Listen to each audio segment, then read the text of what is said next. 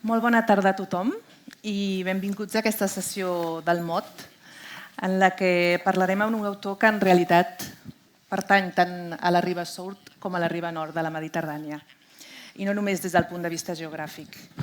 En Mahi Benvin va néixer a la ciutat marroquina de Marràqueix, més concretament a la part antiga, a la Medina de la ciutat, que és un indret que, pel seu valor cultural, històric i folclòric, pertany a patrimoni, és patrimoni de la humanitat des de l'any 1985.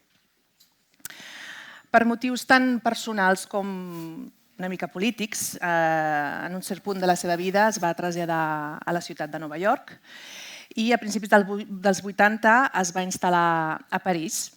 A França es va dedicar primer a estudiar i ensenyar matemàtiques, però passat uns anys va poder dedicar-se plenament a l'art i a la literatura.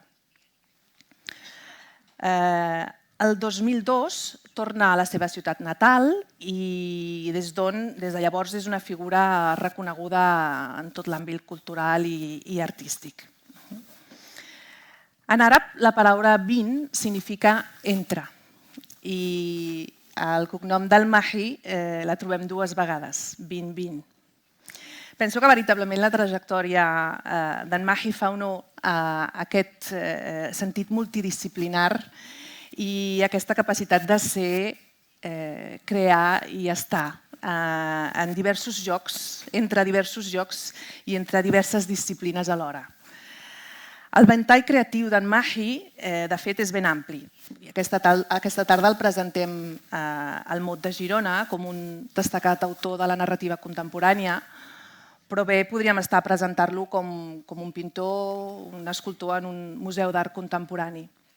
De fet, si no m'equivoco, Mahi, la teva obra més recent, que penso que ha estat feta amb un altre artista a quatre mans, en Hassan Darsi, s'exposa des d'avui a la Fira d'Art de París. A part d'aquesta faceta d'artista total, en Mahi ha traspassat la barrera personal de la creació i el 2013 va cofundar amb el director de cinema Nabil Ayouch un centre cultural que ha esdevingut diversos centres culturals anomenat Les Estrelles de Sidi Moomin i que tenen com objectiu donar una alternativa formativa i cultural a uns joves que han estat oblidats pel sistema i que viuen als suburbis de les grans ciutats marroquines. En quant a l'àmbit literari, en Mahi ha publicat fins ara 10 novel·les, totes elles escrites en francès, i la seva propera novel·la, La Rue du Pardon, apareixerà, de fet, a finals d'aquest mes. Fins al moment la seva obra ha estat traduïda a més de 15 idiomes. Malauradament encara no ha estat traduït al català. I algunes d'aquestes obres han guanyat premis literaris importants, com per exemple el Premi d'Amistat Franco-Àrab per la novel·la Pol·len o el Premi de novel·la àrab per les Étoiles de Sidi Moomin, que ha estat traduïda al castellà per Los caballos de Dios i va estar publicada per Alfaguara l'any 2015. En la nostra conversa d'avui ens centrarem en la seva darrera novel·la, Le Fou du Roi, que al castellà ha estat traduïda per Jo Buffon del Rei i que també va publicar Alfaguara l'any passat. I en aquesta novel·la en Mahi relata, entre realitat i ficció, la vida d'una persona que bé podríem anomenar i personatge, que va marcar notablement la trajectòria de la família Benvin. Aquesta persona va ser el seu pare, en Mohammed Benvin, i fins aquí res d'especial perquè gairebé a totes les famílies un pare és una figura principal. Tanmateix, és en relació a aquest punt que la història real de la família Benvin, com sol dir-se, supera amb escreix la ficció. Perquè aquesta realitat es pot resumir en la història d'un pare que, gràcies a la seva extraordinària memòria i els seus coneixements literaris i aquest do per explicar històries, acudits i anècdotes, doncs va treballar durant 35 anys com a acompanyant o com a bufó pel rei Hassan II, que va regnar des del 1961 fins a la seva mort el 1999. Paral·lelament a aquest fet, i dins el si de la mateixa família Bin Bin, té lloc un episodi molt punyent, el 1971, quan el germà d'en Mahi, l'Aziz Bin Bin, que ocupava un càrrec a l'exèrcit, participa en un cop d'estat fallit contra el rei Hassan II i és empresonat durant 18 anys a una presó clandestina molt coneguda al Marroc, Tasmamart, i pateix dures tortures físiques i psicològiques. Arribat a aquest punt, i deixant que la seva condició de bufó pesés més que la de pare, en Mohammed Bin Bin va renunciar públicament de la seva família i va renegar del seu propi fill, que estava empresonat a Tasmamart. Bé, després d'haver explicat de manera molt breu i bastant objectiva el rerefons de la història de la família Bin Bin, a mi m'agradaria que fos ell mateix qui em parlés avui al mot sobre la seva vivència personal, d'aquests fets que realment són tan atípics i contradictoris, i que probablement el fet d'escriure la novel·la va ser una mena de catarsi pel Mahi. Sí, Mahi Bin Bin. مرحبا بك في مهرجان موت في جيرونا. Bienvenue. بارك الله فيك. Benvingut al Festival Mot. Jo, abans de cedir-te la paraula perquè parlis d'aquesta vivència personal, i com a punt de partida, voldria llegir una pàgina del teu llibre.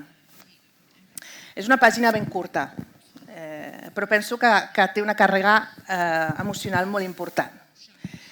I aquesta pàgina és la dedicatòria, que diu a papà.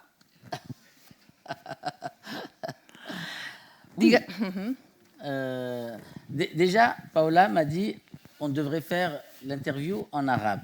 J'ai eu honte parce que je ne maîtrise pas cette langue et que cette fille, qui est d'ici, de Catalogne, elle la maîtrise mieux que moi. Donc je lui ai dit, j'ai l'habitude de parler en français et donc c'est pour ça qu'on a décidé de parler en français et en catalan. Et voilà. Donc pourquoi papa? Papa parce que je n'ai pas dit papa pendant 20 ans. Je n'ai pas dit papa pendant 20 ans parce que l'histoire, c'est cette chose shakespearienne où je suis né dans une famille de schizophrénie, où il y avait un père qui est avec le roi Hassan II, qui est son bouffon, qui le fait rire, qui le quitte la nuit à 3 heures du matin quand il dort. Il ne sait jamais quand il faut partir. Parce que des fois il ne sait pas, des fois il ne ronfle pas, le roi. Et donc il ne sait jamais quand il doit quitter la chambre. Donc il a vécu dans... Et puis Hassan II, comme tout le monde sait, c'est une espèce de dictateur, un peu comme vous avez eu Franco ici. Nous, on l'avait, c'était une période où c'était presque la norme. Et donc, quand il lui racontait des histoires, il ne savait jamais quand le roi dormait. Alors, il racontait des histoires qui se passaient au 8e siècle, de Haroun Rachid, des choses, au 9e siècle. Et de temps en temps, il mettait un hélicoptère dans l'histoire. Alors, si le roi sursaute, ça veut dire qu'il ne dort pas. Et là, c'est très, très mauvais, parce que quand il se met à rire, il faut encore 2 heures pour... Et donc, mon père a vécu, mais je veux dire, presque dans le même lit que le roi pendant 35 ans. Et en 71, il y a eu ce coup d'État de Skirat où des militaires sont entrés au palais. Ils ont fait un carnage. Un vrai carnage, c'est-à-dire 300 personnes sont mortes. Mais mon frère était un jeune de 23 ou 24 ans qui était sous-lieutenant, qui a été embarqué dans cette affaire. Mais enfin, il est quand même rentré au palais avec des armes où ils ont tué des gens. Et mon père était caché avec le roi dans les toilettes dans une cave. Et ça, c'est Shakespeare, non? Et je ne voulais pas écrire ce livre. C'est un livre c'est un livre familial, c'est un livre qui me touche parce que, voilà, j'avais pas envie de raconter des choses intimes. Mais quand même, au bout de... C'est le dixième roman. Les écrivains, c'est des rapaces. Il faut qu'ils mangent de tout.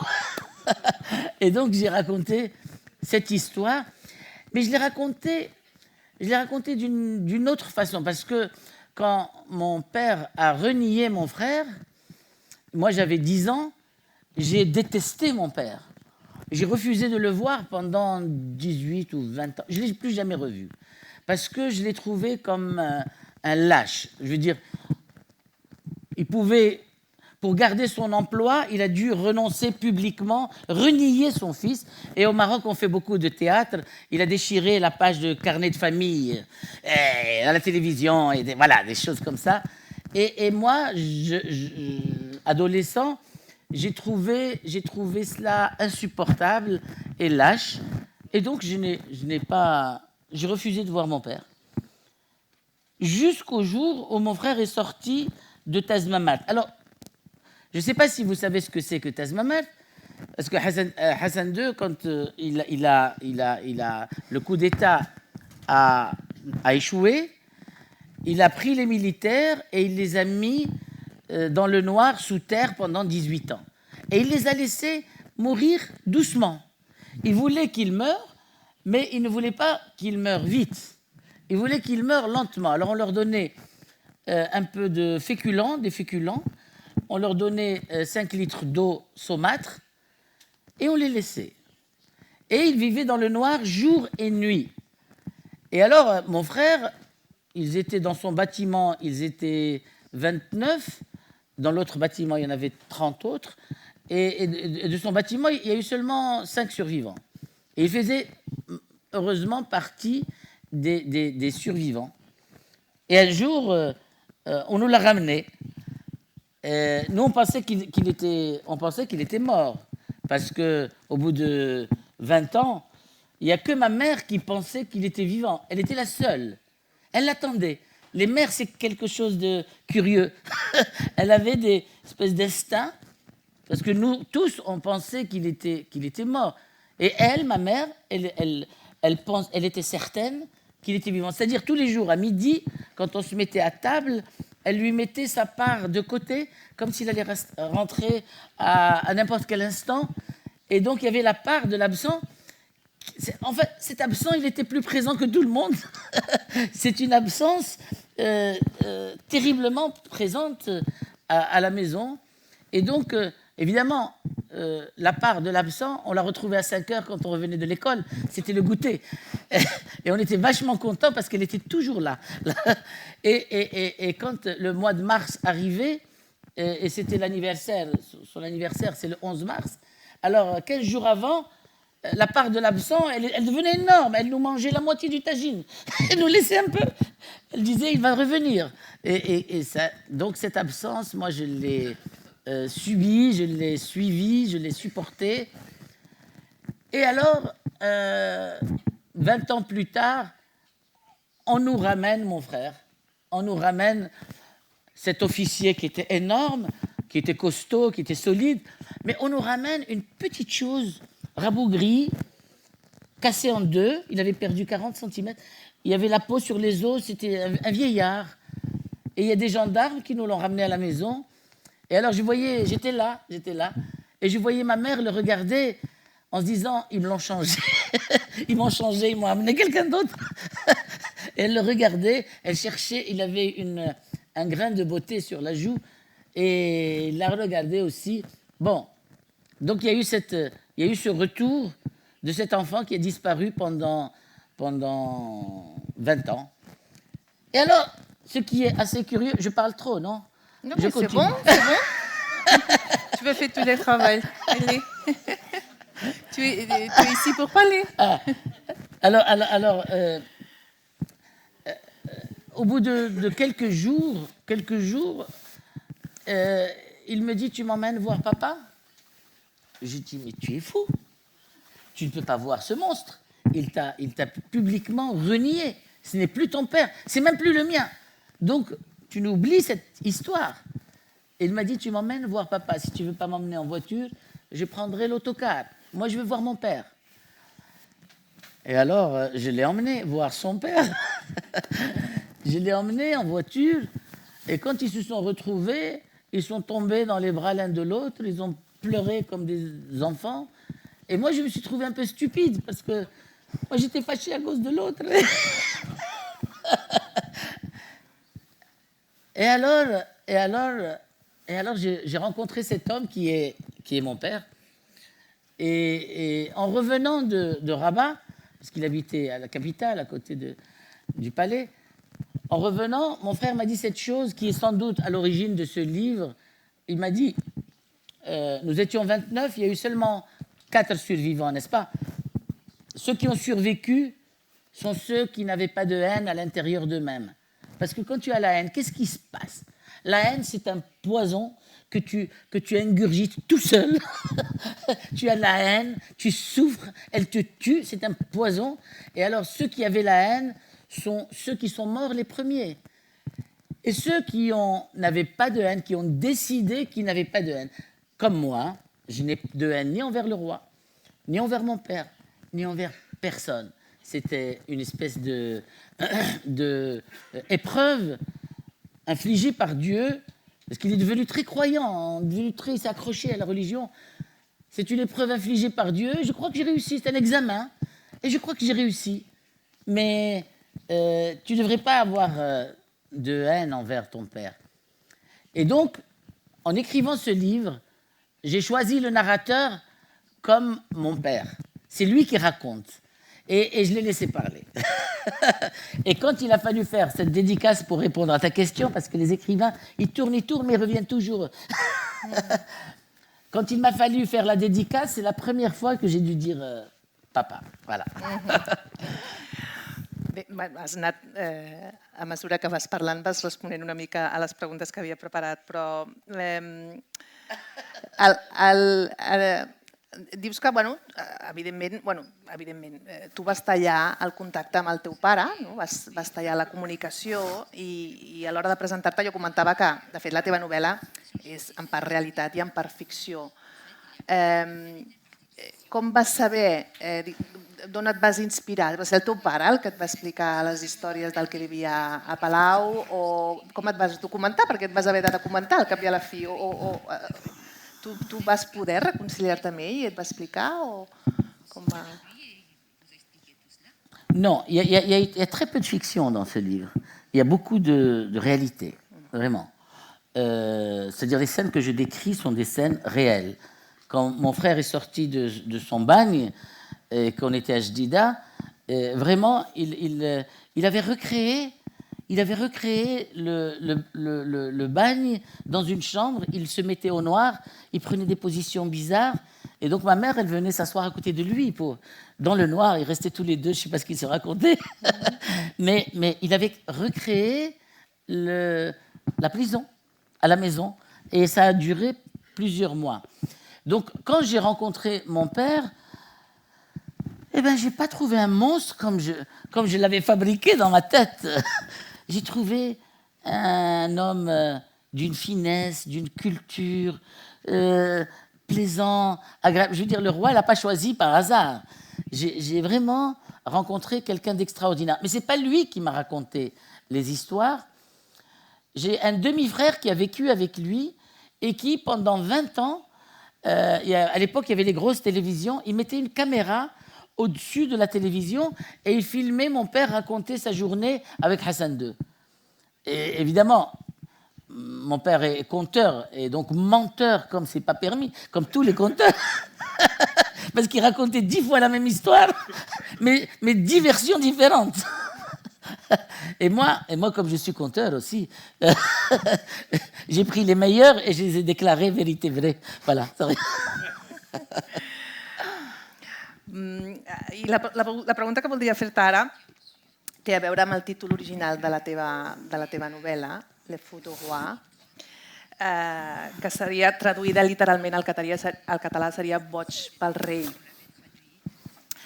Jo personalment quan vaig llegir aquest títol em va venir a la ment aquella coneguda història i agenda de la literatura àrab clàssica del Majnun Leila. I de fet després vaig llegint alguns articles en àrab sobre la teva novel·la, vaig veure que alguns articles parlaven de Majnun el-Melik, el boig del rei, encara que finalment està traduïda per Mu'nis el-Melik. Potser una mica inconscientment en aquesta relació del teu pare amb el rei hi ha aquesta mena d'amor platònic, de tanta la lleialtat que tenia envers el rei. Mais absolument, absolument. Mon père, d'ailleurs, moi quand j'ai choisi le titre, je pouvais l'appeler le bouffon du roi. Je l'ai appelé le fou du roi parce qu'en français, il est le fou, mais il est fou amoureux du roi. Il est amoureux du roi. Il est fasciné par... C'est quand même... Hassan II, c'était un peu comme en France, le roi Soleil. Voilà, il était fasciné par le monarque, par le pouvoir, par le faste, par sa violence aussi. Et le bouffon n'est pas quelqu'un de... C'est un personnage, même dans l'histoire, c'est un personnage qui rapporte au roi les informations de la rue. Il lui donne le pouls de la société. Donc c'est quelqu'un de très important dans une cour. Il dit la vérité. Il l'a dit en riant, mais il l'a dit quand même. De fet, la paraula bufó, mahi, almenys per un públic, quan nosaltres sentim aquesta paraula, potser... Pejoratif. Sí, la menyspreem una mica aquest rol, no? Quan en realitat el teu pare... C'était une fonction, c'était une vraie fonction. Sí, a més tenia uns coneixements literaris realment admirables, amb aquesta memòria que tenia i... Il était, son histoire, comment il est arrivé au palais, mais peut-être que les gens doivent lire le livre plutôt que de le raconter. Il était ami avec un poète qui s'appelle Ben Brahim, qui est homosexuel, qui était homosexuel, et qui le disait, parce que c'était compliqué dans les années 40 de pouvoir chanter l'homosexualité. Et cette homosexualité était tout le temps... joyeux et tout le temps saoul. Il se saoulait du matin au soir. Et il déclamait des poèmes, mais il ne les écrivait pas. Et mon père, qui avait une mémoire exceptionnelle, il les retenait par cœur. Il retenait par cœur les poèmes. Il sortait avec lui la nuit, le gars se saoulait toute la nuit, et il déclamait des poèmes, mais le lendemain, il les oubliait. Et mon père, qui les apprenait par cœur, il les lui revendait le lendemain. Il lui disait, j'aime bien ta montre, et je te dis ce que tu as raconté. Donc il a appris l'œuvre de ce poète. Et quand la diva Keltoum est arrivée en 67 à Marrakech, évidemment, il lui fallait un intellectuel pour l'accompagner en ville. Mon père, pendant les 3 jours qu'il a passé avec elle, il lui racontait les poèmes de Ben Brahim. Elle a dit, mais moi je veux chanter ce Omar Khayyam qu'on ne connaît pas. Moi, ce gars-là, j'ai envie de le chanter. Il a dit, madame, il n'y a pas de recueil. Il n'existe pas. Tout est dans ma tête. Et alors, quand elle a chanté 2 jours après pour le roi Hassan II, elle a dit, mais c'est triste. Vous avez un génie à Marrakech, un poète qui s'appelle Ben Brahim, qui est mort, et il n'y a pas de recueil. C'est criminel. Et il a dit, mais comment vous le savez? Elle a dit, il y a quelqu'un qui m'a raconté les poèmes pendant 3 jours, et c'est juste exceptionnel. C'est quelqu'un que j'aurais aimé chanter. Et quand elle est partie, le roi vexé, parce que il était dictateur, mais il était intellectuel, ça on ne peut pas lui enlever ça. C'était un vrai. Et quand elle est partie, il a envoyé le général Oufkir à Marrakech pour lui dire, cherche-moi les gens qui connaissent cet auteur. Et ils étaient 3. Et il leur a donné des sous, il les a convoqués, il leur a donné des sous, il leur a dit, allez, dans 6 mois, je veux un recueil de Ben Brahim. Et c'est comme ça que, en arrivant à Rabat pour lui présenter le recueil de Ben Brahim, alors, juste une précision sur Ben Brahim. Ben Brahim était, à l'époque, il y avait la monarchie, mais c'était le protectorat, et il y avait un pacha qui s'appelle Glaoui, qui était une sorte de roi. Et donc ce poète-là, il chantait beaucoup la gloire de ce pacha, qui était un peu l'ennemi de la monarchie, du roi. Et alors, quand le roi a donné un dîner, quand il a reçu le recueil de Ben Brahim, il a demandé à mon père, racontez-moi un poème où Ben Brahim dénigre et insulte le Glaoui. Et mon père, qui avait grandi dans cette maison, parce que mon grand-père était aussi bouffon. Attendez, nous sommes une famille de bouffons, hein, de père en fils. Moi, je l'ai échappé belle, mais j'aurais pu. Et alors, mon père qui a grandi chez le Pacha, il a dit, monsieur, ce poème, Majesté, ce poème, je ne le connais pas. Et quand bien même il aurait existé, moi, je ne l'aurais pas appris, parce que j'ai grandi dans cette maison. Et alors, on ne pouvait pas dire ça, Hassan II, à l'époque. Les gens le voyaient déjà comme un cadavre en sursis. C'est quelqu'un qui bientôt allait mourir. Et ben non, le roi a aimé cet homme qui n'a pas jeté la pierre sur son ancien maître. Et il a envoyé les autres et lui, il l'a gardé avec lui pendant 35 ans jusqu'à sa mort. Voilà. Mais maintenant, vous pouvez ne pas lire le livre, je vous ai raconté globalement.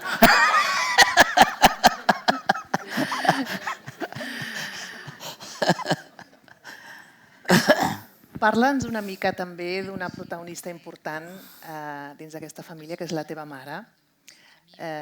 Penso que també has escrit alguna novel·la dedicada a la seva història i va ser una dona molt forta, no? Si ens situem en aquest context, no? Abandonada, com va sortir endavant amb 3, 4 fills, no? Que éreu, que sou? 7. 7. Ah ouais. 3 et 4. 3 et 4. Il y avait 3 garçons, non, 4 garçons et 3 filles. Tu vois, je me trompe même moi.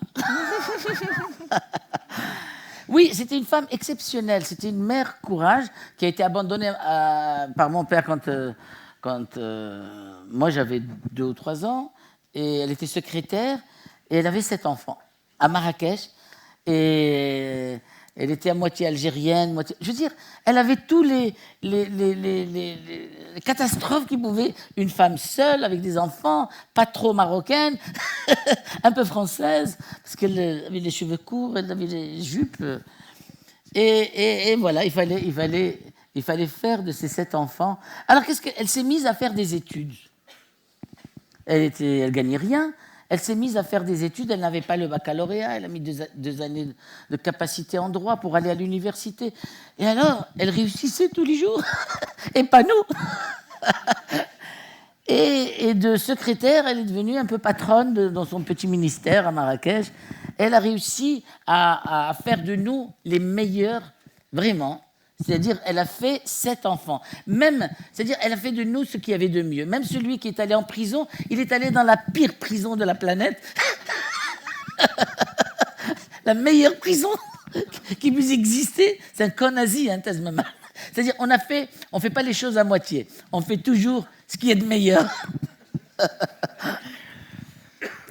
I bé, jo penso que aquesta novel·la seria fantàstic poder treure'n una pel·lícula, com va passar amb l'anterior novel·la, Les étoiles de Sidi Moumin, Los caballos de Dios.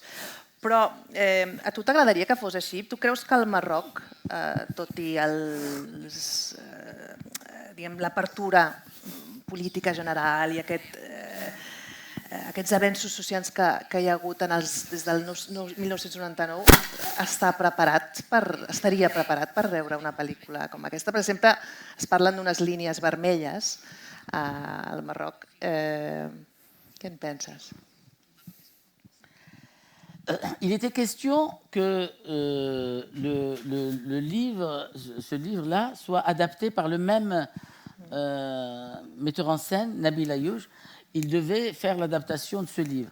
Mais comme son film d'avant, Match Loved, a été censuré au Maroc, et il m'a dit, je ne vois pas comment je vais trouver un acteur qui va me jouer Hassan II. Je vais encore tomber dans des histoires, des histoires très compliquées. Alors, À un certain moment, il voulait même que je joue le rôle de mon père. Je lui dis, mais mon père, il était gros.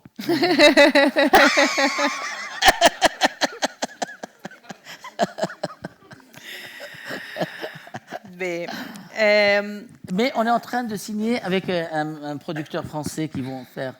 Et curieusement, le producteur français, il m'a dit, on n'est pas obligé de faire un film marocain. On peut le faire avec un metteur en scène espagnol ou italien. Donc, Le Fou du Roi, c'est une histoire universelle. Et donc, voilà, donc, on n'est pas obligé de... Et pourquoi pas? m'agradaria parlar una miqueta del passat i després una miqueta del futur. En quant al passat, i en relació a la teva novel·la anterior, Les atuals de Sidi Mumin, reduïda per Los caballos de Dios, més que parlar de la novel·la, no? Que parla d'un grup de joves que viuen en unes condicions miserables en un suburbi de Casablanca i que realment no tenen por de l'amor perquè no tenen res a perdre a la vida, no? I són al final captats per aquest grup d'islamistes radicals, no? Que els convencen per ser kamikazes. Jo el que voldria és que ens parlessis, perquè parlar de la novel·la potser ens passaríem una mica del temps, del projecte que va sorgir a l'escriure tu Los caballos de Dios i al visitar tu aquest suburbi que es diu Sidi Mumin.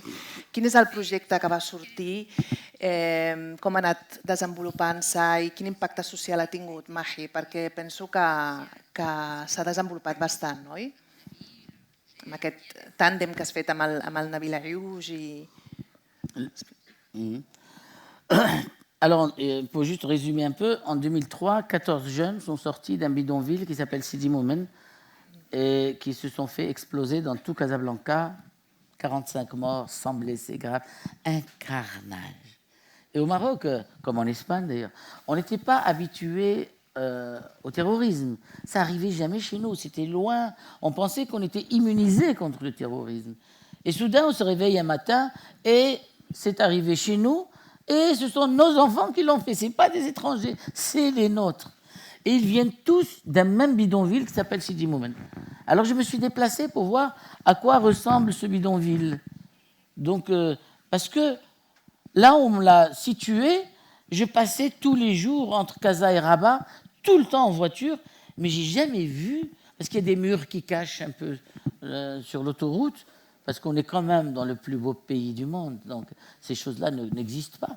Et là, je suis rentré dans ce bidonville, 400 000 personnes qui vivent dans des conditions mais effroyables, c'est-à-dire sans électricité, les égouts éventrés, la lumière volée des poteaux extérieurs, etc. Dans des conditions, c'est-à-dire on pouvait penser à tout sauf au Maroc. Parce que le Maroc reste, même pour les Marocains, c'est ça qui est incroyable. On ne savait pas que des choses pareilles existaient.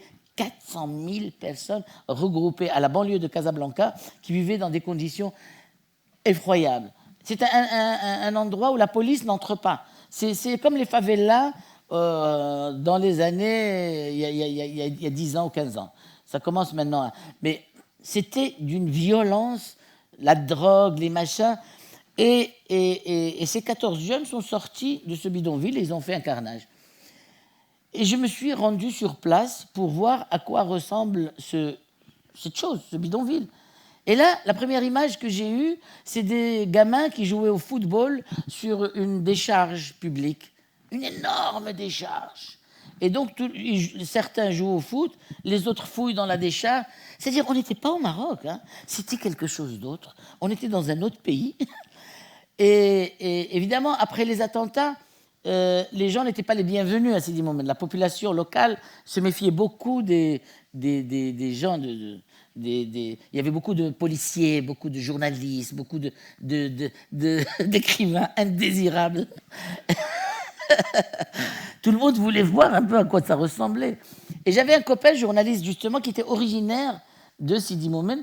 Et j'ai pu rentrer dans le bidonville sans risquer de me faire casser la figure. Donc je voulais savoir un peu. Je voulais rentrer dans les baraques. C'est des tôles ondulées. Quand il pleut, tu as la pluie. Je veux dire, un endroit incroyable. Et j'ai passé quelques temps et j'ai commencé à écrire un roman. Et cette première image, ces gamins qui jouaient au foot, j'en ai fait les futurs terroristes. C'est toute l'équipe qui va exploser quelques années plus tard. Et c'était un roman extrêmement difficile parce qu'il m'a beaucoup coûté. J'ai commencé la rédaction en 2004 et j'ai arrêté en 2006. Je n'arrivais pas à le finir.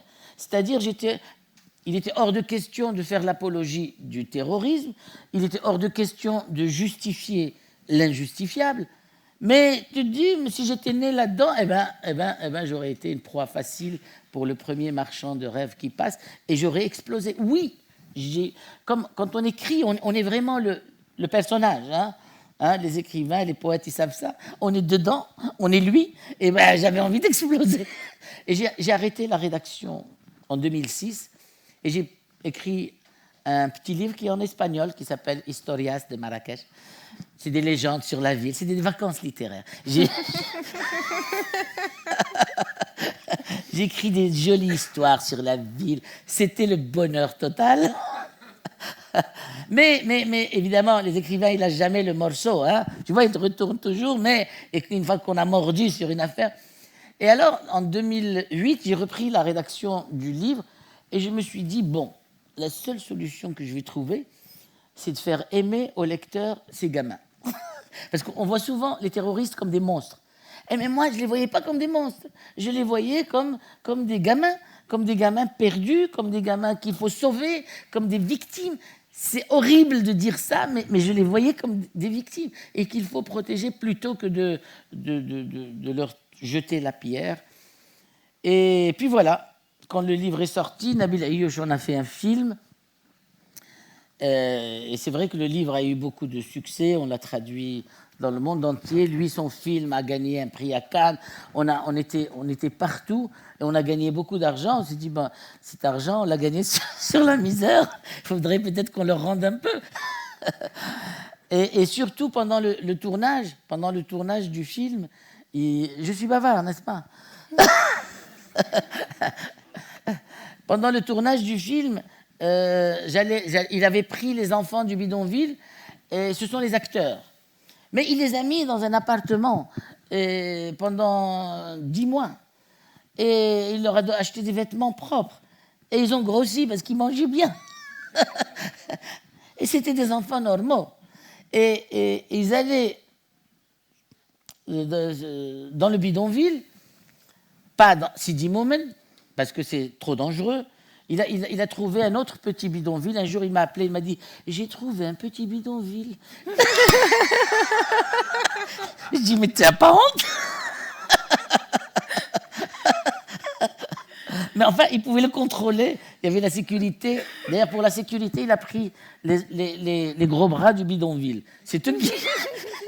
Autrement, c'était pas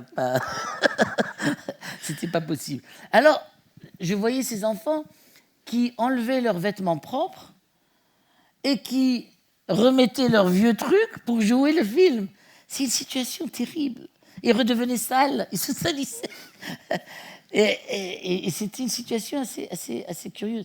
Et pendant le buffet, je racontais ça, pendant le buffet, on pouvait se servir autant qu'on voulait. Alors les gamins, ils remplissaient l'assiette. Je disais, invitez-vous un peu le... Il m'a dit, c'est tous les jours pareil. Ils ne peuvent pas manger le 1/10, mais ils ont peur que la fête finisse. Et je lui dis, mais qu'est-ce que tu vas faire avec ces gamins après? Il m'a dit, il y en a 14, je ne vais pas les adopter, je vais les payer. Je dis, tu ne vas pas les rejeter dans le bidonville. Il m'a dit, mais qu'est-ce que tu veux que j'en fasse? C'est 14 gamins, qu'est-ce que tu veux que j'en fasse? Et là, on a eu un vrai cas de conscience, tous les deux, et on s'est dit, bon, il faudrait qu'on fasse un truc. Surtout quand le film a fait un carton, a très bien fonctionné, et quand le livre a aussi très bien marché partout. Et on s'est dit... et on a créé un premier centre culturel dans le bidonville. C'est-à-dire, sur 2000 mètres carrés, nous avons fait une salle de cinéma, une salle de musique, une salle de danse. Et on a commencé une aventure pour ces enfants. Et aujourd'hui, à Sidi Moumen, il y a 1000 enfants qui viennent tous les jours qui sont dans un lieu de rêve au milieu du bidonville, avec un jardin, avec des arbres qu'ils ont eux-mêmes plantés, avec voilà quoi, un lieu où ils peuvent respirer. À partir de ce lieu-là, on a réussi, l'expérience était tellement belle que nous avons trouvé des gens qui nous ont financé un autre centre à côté de Tanger, à Bni Makada, et un troisième centre à Agadir, et là nous ouvrons 2 autres centres à Fès et Marrakech. Alors nous sommes sur un nuage, on se dit, oui c'est possible. C'est possible. Arrêter le terrorisme, oui, c'est possible. C'est pas en allant bombarder les gens chez eux, c'est en allant dans ces endroits-là et en donnant de la dignité un peu aux enfants. Voilà.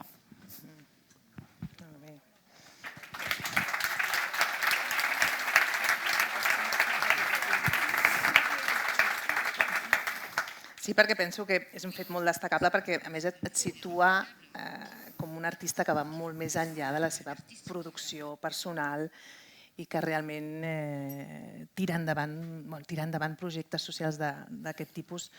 Sé que al Marroc no és pas una qüestió fàcil, així que aquest aplaudiment és ben merescut.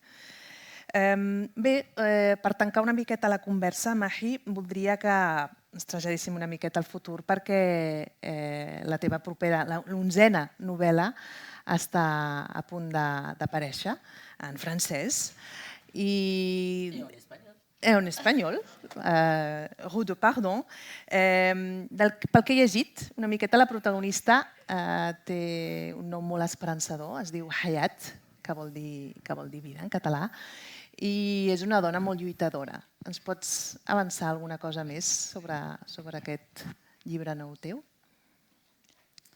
Alors c'est l'histoire d'une danseuse, une danseuse orientale.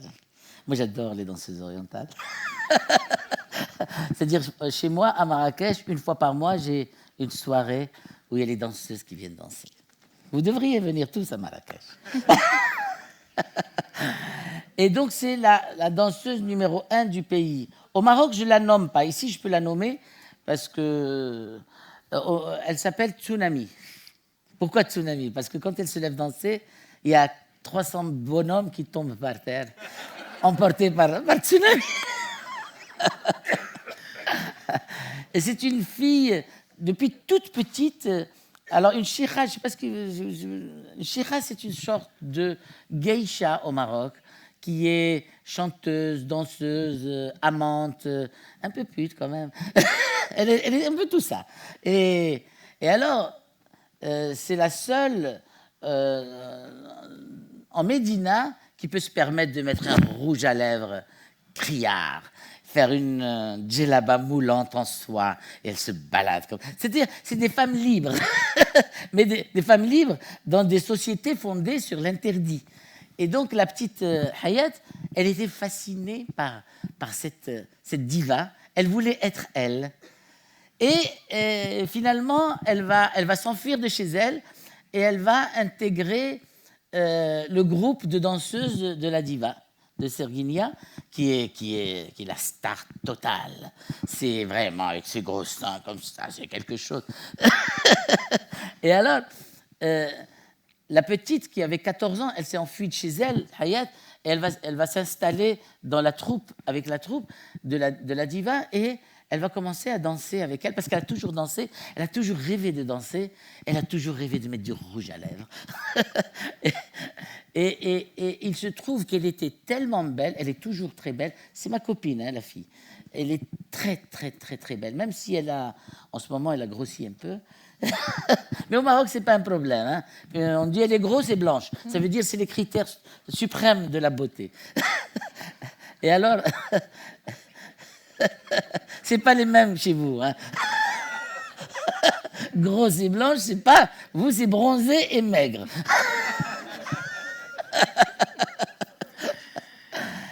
Et alors, quand elle va se lever danser dans les fêtes, dans les mariages, dans les circoncisions, dans les... Voilà... Quand elle se lève danser, on ne voit plus qu'elle. C'est Tsunami qui se lève et donc voilà, il y a des vagues, il y a des hommes qui tombent. Et évidemment, la diva, elle lui faisait de l'ombre. Elle faisait de l'ombre même à la patronne Elle lui faisait de l'ombre. Et ça, il y a une espèce de crime de lèse-majesté. Voilà, on ne peut pas faire de... Mais la diva, elle était contente. Parce qu'il y avait l'argent Parce que quand on est content, au Maroc, on accroche des billets, on couvre les gens. Voilà, ça, c'est un signe de bonheur, quand on accroche de l'argent aux danseuses. Mais les autres danseuses, elles étaient extrêmement jalouses. La danseuse, la diva, elle laissait faire, mais les autres étaient jalouses. Et elles vont empoisonner Hayat. Elles vont l'empoisonner. Et ça, c'est une histoire vraie. Hein. Elles vont l'empoisonner. Elle va devenir folle pendant 10 ans. Il y a une tante à elle qui l'emmène dans une autre ville, mais elle va devenir folle. Elle va perdre la raison. On a dû lui faire avaler du poison. Et au Maroc, on ne dit pas quelqu'un est fou, il faut le mettre. Non, il y a un djinn, il y a un démon qui s'est installé dedans, il faut le sortir. Donc il faut aller au marabout, il faut aller traîner pour sortir le. Et donc j'avais envie de parler d'un Maroc un peu ésotérique qu'on ne connaît pas bien. Et puis voilà, 10 ans après, elle retrouve ses esprits. Et sérieusement, aujourd'hui, c'est la chanteuse, la chira numéro 1 du pays, parce qu'elle a tout recommencé. Finalement, 10 ans après, elle n'avait que 26 ans. Et elle a recommencé sa carrière. Et c'est ma grande copine. J'avais envie d'écrire un livre sur sa vie. Et voilà. Et pourquoi je ne la nomme pas ? Parce que, évidemment, les romanciers, c'est d'une race à part. J'ai commencé à créer des histoires d'inceste quand elle était petite et tout ça. Je ne veux pas qu'on lui colle ça voilà, c'est pour ça que je ne dis pas que c'est elle. Quand je suis au Maroc, je ne parle pas d'elle. Bé, doncs esperem que aquesta novel·la tingui també molt d'èxit i esperem amb moltes ganes el poder llegir-la, perquè llegir-te és un plaer, Mahi, com ha estat un plaer tenir-te aquí al Mot, i moltes gràcies. Moltes gràcies per haver vingut. Merci a toi. Shukran, sir.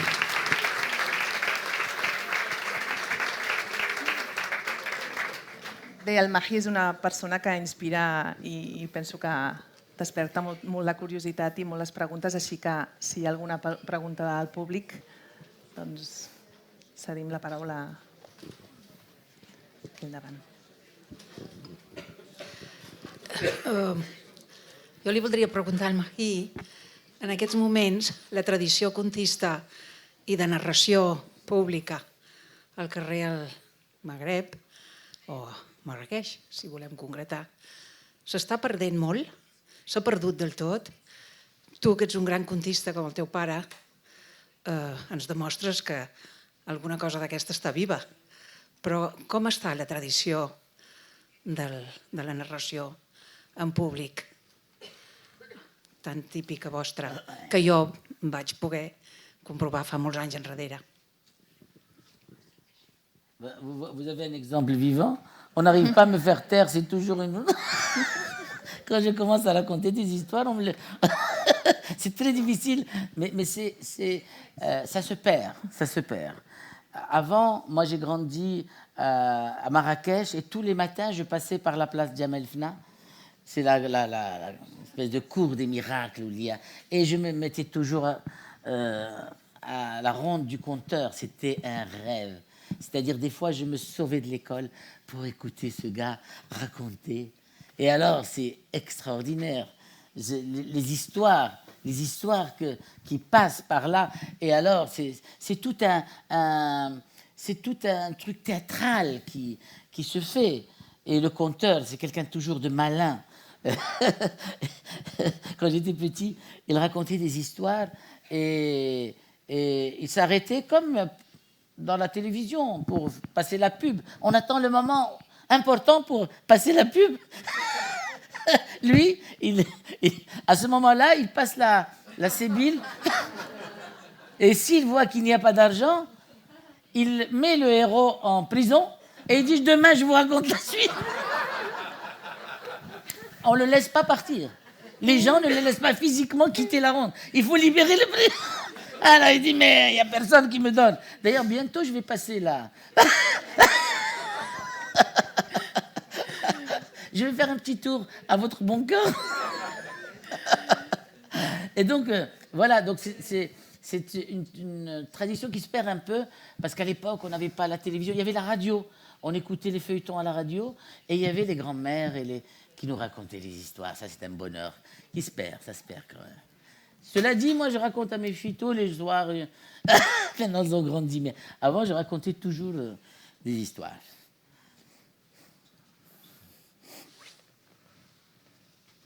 Una altra pregunta pel Mahi.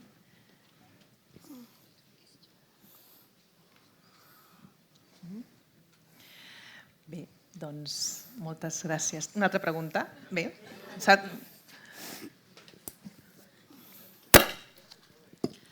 Ens has parlat, jo no he llegit res teu, però penso fer-ho, però ens has parlat dels nois del bidonville.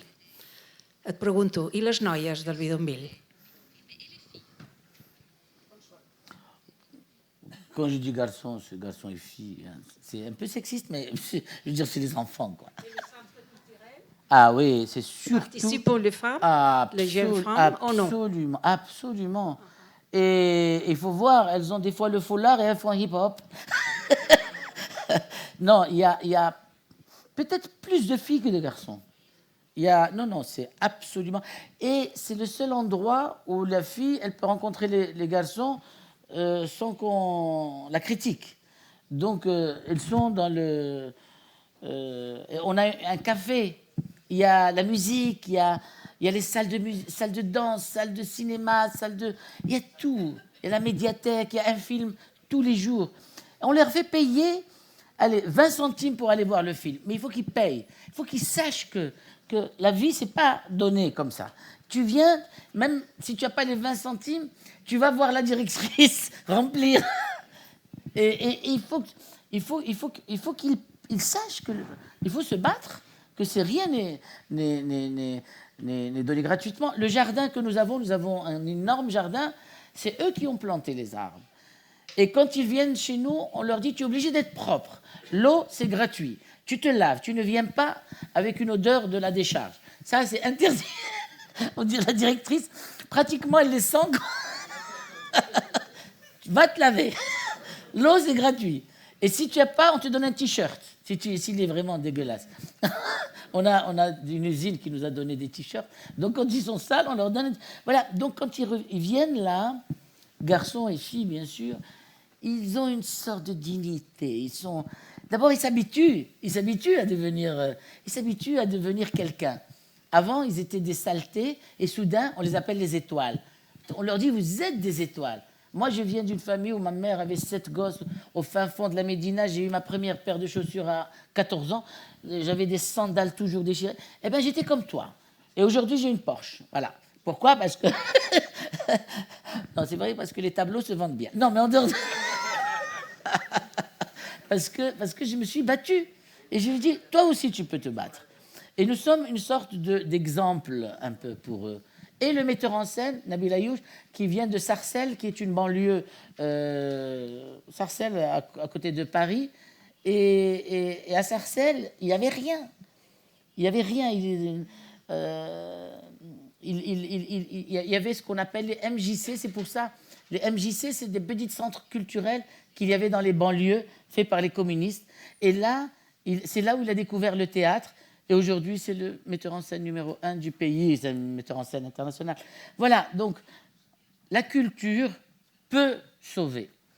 Et nous essayons d'inculquer cette idée aux enfants, et ils l'écoutent. Parce qu'il y a des choses maintenant, il y a des groupes qui sont formés, il y a des gens qui font du théâtre. C'est juste un bonheur. Et on les arrache aux griffes des islamistes qui sont nos voisins. On leur vole presque le pain de la bouche. Penso que estaria molt bé, Mahi, que és tan agradable sentir-lo escoltar històries, que expliquessis aquesta història de quan els 300 perbuts es van sentar, no? A la porta del centre i explica'ns-la tu. Alors cette histoire, il y a eu mon ami, le metteur en scène, qui a fait un livre qui s'appelle Match Loved. Match Loved, qui a eu le premier prix à Valladolid, en Espagne. Et c'est sur les prostituées avec les Arabes du Qatar et d'Arabie Saoudite qui viennent tous les jours à Marrakech, partout, et qui ont beaucoup d'argent. Et Et donc, Nabil Ayouch a fait un film qui s'appelle Match Love pour raconter l'histoire de ses filles, c'est-à-dire un truc normal, que tout le monde sait. Et non, au Maroc, ça passe pas. Et donc, le film a été censuré, interdit au Maroc. Évidemment, les gouvernants, à chaque fois, ils sont de plus en plus stupides parce que quand tu interdis, toute la planète... Et ils continuent à interdire. À chaque fois, je me dis, mais ils sont cons. Ils réfléchissent pas. Parce que c'est un film qui n'aurait pas été un succès mondial. Ils en ont fait un succès mondial. Parce qu'ils l'ont interdit. Évidemment, au Maroc, ça a été, quand les gens n'aiment pas un truc, ce n'est pas une critique. C'est que il y avait une page Facebook qui appelle au meurtre du metteur en scène. Je veux dire, 5000 likes, c'est terrifiant. Le gars, il vivait avec des gardes du corps. Mais vraiment, il ne pouvait plus sortir dans la rue. La comédienne qui a joué le rôle d'une putain, elle était une putain. C'est comme ça. Il n'y avait rien à faire. Et c'est ça la bêtise. Et un jour, il y a eu 300 barbus qui se sont mis devant le centre culturel de Sidi Moumen, dans le bidonville. On les dérange, on sait qu'on les dérange depuis un moment. Mais là, ils ont fait un sitting pour dire il faut que Nabil Ayouch, qui est à moitié juif, moitié musulman, et ils disent il faut que ce juif sorte de Sidi Moumen parce qu'il va dévergonder nos filles. Il va en faire toutes des putains. Il faut que... Et alors, la directrice du centre, qui est une fille formidable, qui fait un travail formidable, même si toutes les semaines on lui vole son iPhone. Mais ça, c'est une autre histoire. Elle a envie de pleurer. Elle dit, je me bats pour les gamins, ils me volent. Elle nous a appelés terrorisés, elle avait encore son iPhone. Elle a dit, qu'est-ce que je fais? Il y a 300 barbes devant l'entrée. Alors on a dit, on attend. Est-ce qu'on appelle la police? Est-ce qu'on appelle la presse?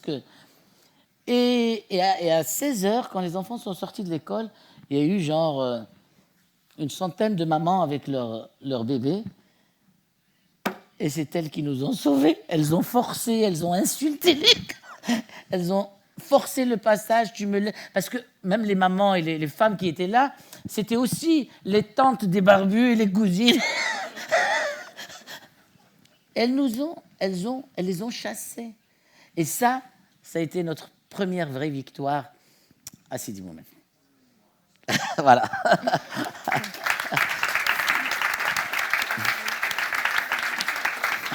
Gràcies, Mahi. Merci. Gràcies per haver vingut al Mot, per la teva veu i pels teus contes. Moltes gràcies.